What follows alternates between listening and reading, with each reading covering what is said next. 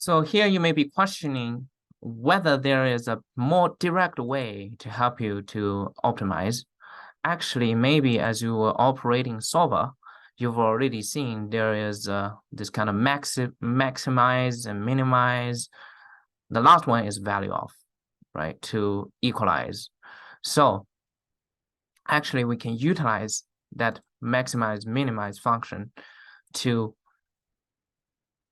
fulfill the optimization tasks. Okay.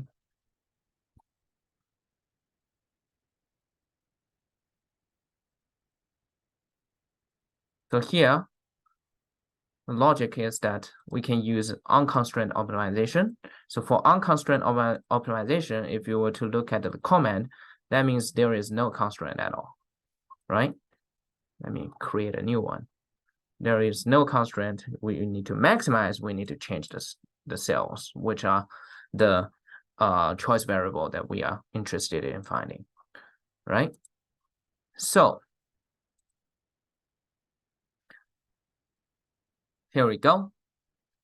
We are to re-investigate the previous question, which was the one that we discussed on example 2. Okay, so now let's see how can we solve this optimization problem, actually unconstrained optimization problem, because there is no constraint in this problem with Excel. Okay, so first, what you still need to do by hand for this question, because you were not told to maximize or minimize, what you can do is you can derive the second order condition, right? Check the second order condition, and here, as we previously checked, it is a maximum condition. Then you know you should choose max.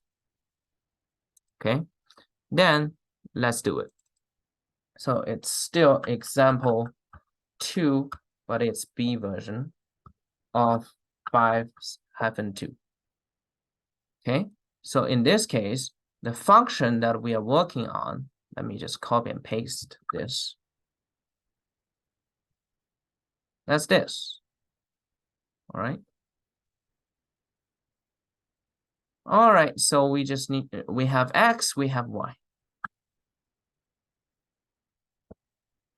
Okay, and we have a function, which is a combination of X and Y. So here, when you're inputting this, I would like to strongly recommend that you do not hesitate to use parentheses anywhere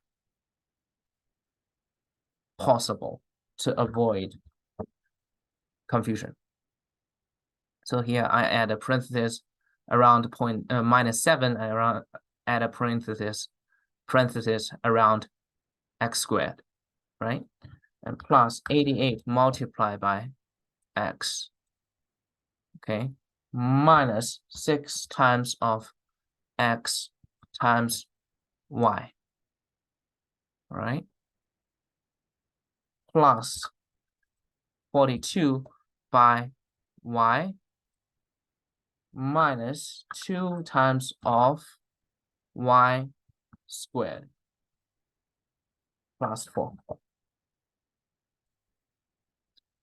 Right, just make sure that everything is pretty straightforward. You can even add, just for caution, you can even add parentheses around, say, 88 multiplied by x, just to avoid issue in Excel, which is not really seen. Okay, so now let's do solver. What are we doing is, before that, it's my habit to give it some color. Just when you go back and double check, it's kind of straightforward. So what you're gonna do is you're gonna set the objective as the function, and you want to maximize it by changing x and y. And here we don't know whether x and y are bounded. We don't know the domain of them and range of them. So we just remove the constraint here. Okay, and then we hit solve. And you see the solver actually solve it out 5, 3, which is exactly the same as we solved by hand and with Excel solver for the system of equations.